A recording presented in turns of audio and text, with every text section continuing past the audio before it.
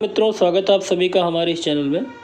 इस वीडियो में हम सभी लोग टीजीटी कला की तैयारी करेंगे और इस वीडियो में हम लोग भारतीय चित्रकला की शैलियों का अध्ययन करेंगे, जिसमें जो महत्वपूर्ण शैली है अजंता शैली। तो इस वीडियो में हम लोग अजंता शैली का ही अध्ययन करेंगे। इसके बाद अभ्रंश शैली हो गया, पाल शैली हो गया, गुजरात शैली हो गया, राजस्थानी शैली हो गया, मालवा शैली हो गया, जैन शैली हो गया, बूदी शैली, बीकानेर शैली, जयपुर शैली, नाथद्वार शैली, किशनगढ़ शैली, पहाड़ी शैली, गुलेर शैली, मुगल शैली, कांगड़ा शैली, गढ़वाल शैली, बसोली शैली, तो जब कुल्लू शैली, मंडी शैली, तो जितनी भी शैलियां हैं सभी शैली का अध्ययन करेंगे, क्योंकि यहाँ से 1-2 प्रश्न नहीं, कम से कम 4 से 5 प्रश्न टीजीटी की परीक्षा में पूछे जाते हैं। तो चलिए, सबसे पहले आज जो वीडियो फोकस है इस पे अजंता शैली पर है ये वीडियो। तो अजंता शैली को समझेंगे अच्छी तरह से। तो अजंता शैली का विकास जो है वो शुंग वंश, कुषाण वंश, गुप्त वंश, वाकाटक वंश तथा चालुक्य वंश के शासक के शासनकाल में हुआ है। तो इसको ध्यान से सुन लीजिए। अजंता शैली का जो विकास हुआ है इन सभी राजवंशों के शासनकाल में हुआ है। वो राजवंश कौन से हैं? शुंग राजवंश है, कुषाण है, गुप्त काल है, वाकाटक हैं और चालुक्य वंश के शासकों के शासनकाल में हुआ है। अनेक विद्वानों ने अजंता शैली को भिन्न भिन्न नामों से पुकारा है। ठीक, जैसे पारसी ब्राह्मण ने इस शैली को धर्म से, आध्यात्मिकता से संबंधित होने के कारण बौद्ध कला के नाम से पुकारा है। वहीं राय कृष्णदास ने जो है गुप्त राजाओं के भारी प्रभाव के कारण इस शैली को गुप्त कला या गुप्त शैली के नाम से पुकारा है। तो किसने? राय कृष्णदास ने अजंता शैली को गुप्त शैली के नाम से पुकारा है। चलिए आगे देखते हैं। कला समीक्षकों ने इस शैली के निम्नवत 3 वर्गों में विभाजित किया है। क्या? वर्णात्मक शैली, रूप वैदिक शैली और अलंकारिक शैली। ठीक, तो पहला वर्णनात्मक क्या है? तो वर्णनात्मक में जातक कथाओं का वर्णन किया गया है। जैसे उदाहरण के लिए सीवी जातक का चित्र आपको यहाँ देखने को मिलेगा। छदंत जातक चित्र मिलेगा। ठीक, तो जातक कथाओं से संबंधित जो चित्र मिलते हैं उनको वर्णनात्मक शैली की श्रेणी में रखा जाएगा। दूसरा जो है रूप वैदिक वर्ग के अंतर्गत क्या रखा जाएगा?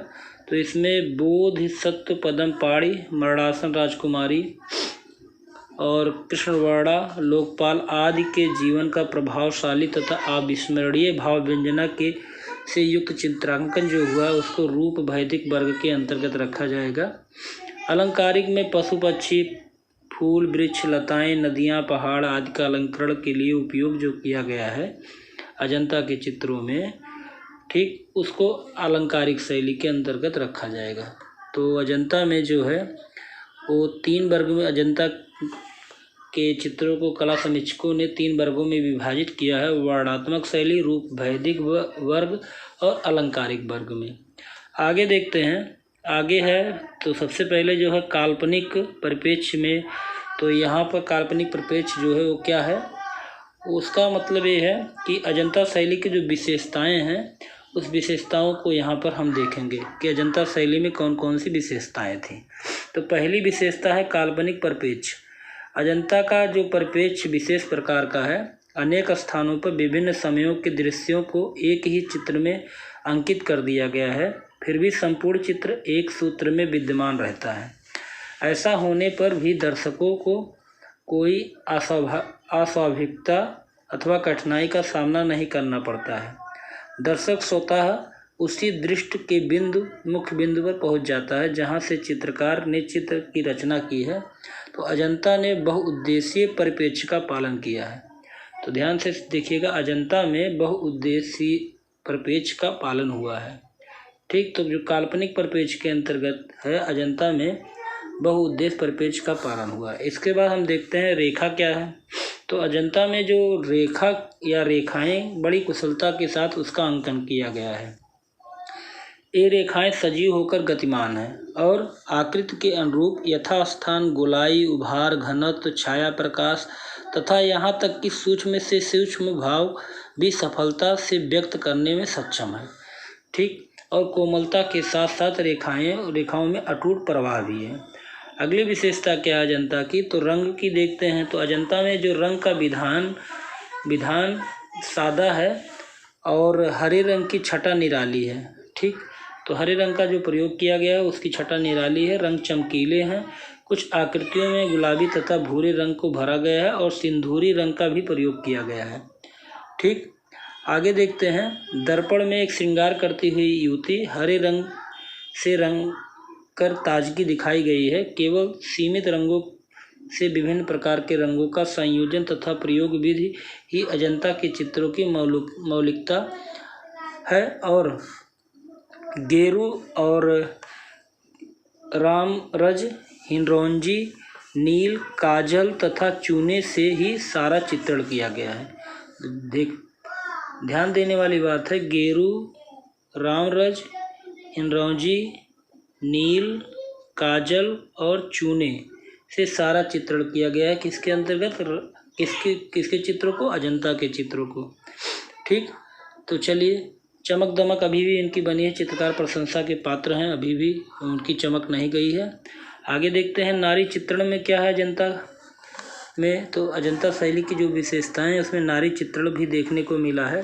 तो अजंता के कलाकारों ने नारी के विभिन्न रूपों का सुंदर ढंग से चित्रण किया है, जिसमें आप महामाया देवी का चित्र प्रसिद्ध है और राहुल समर्पण चित्र में बुद्ध की पत्नी यशोधरा अपने इकलौते पुत्र तथागत के चरणों में समर्पित करती हुई दिखाई देती है। तो स्त्री, सहचरी, माता, प्रेमिका और प्रेसी के साथ साथ नर्तकी, सेविका और रूपों में व्यक्त किया है। तो जहाँ तक नारी को सौंदर्य का प्रतीक माना जाता है, परंतु अजंता के चित्रों में नारी को कला की अधिष्ठात्री देवी के रूप में माना है। ठीक, भौतिक या शारीरिक आकर्षण का केंद्र न होकर आध्यात्मिकता, वात्सल, करुणा, प्रेरणा एवं शक्ति का परिचायक है। अधिकतर नारी अर्धनग्न रूप में चित्रित हैं, परंतु उन कला के उपासकों ने उस रूप में भी शालीनता का जो दर्शन कराया है वह विश्व में अद्वितीय है। अगला क्या है, केंद्रीय संयोजन। तो केंद्रीय संयोजन पर अगर ध्यान दें अजंता के चित्रों के, तो अजंता में मुख्य रूप से मध्य में तथा दूसरी आकृतियों से कुछ बड़ा बनाया गया है।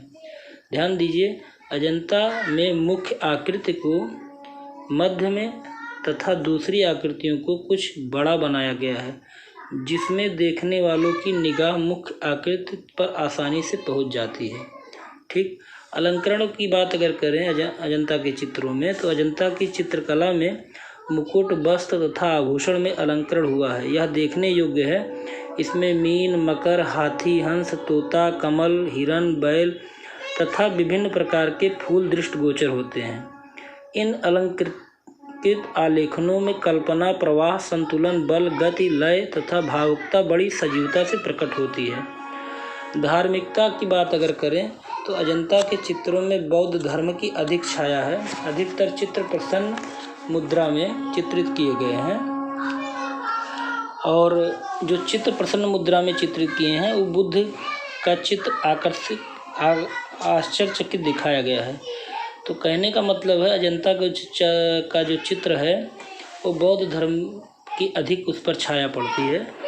तो ये आपने आज यहाँ पर अजंता चित्र शैली या अजंता शैली के विषय में पढ़ा। आपको ये वीडियो कैसा लगा? अगर अच्छा लगा हो लाइक और सब्सक्राइब जरूर कीजिएगा। अगले वीडियो में फिर हम किसी नई शैली के साथ आएंगे। ठीक, तब तक के लिए जय हिंद।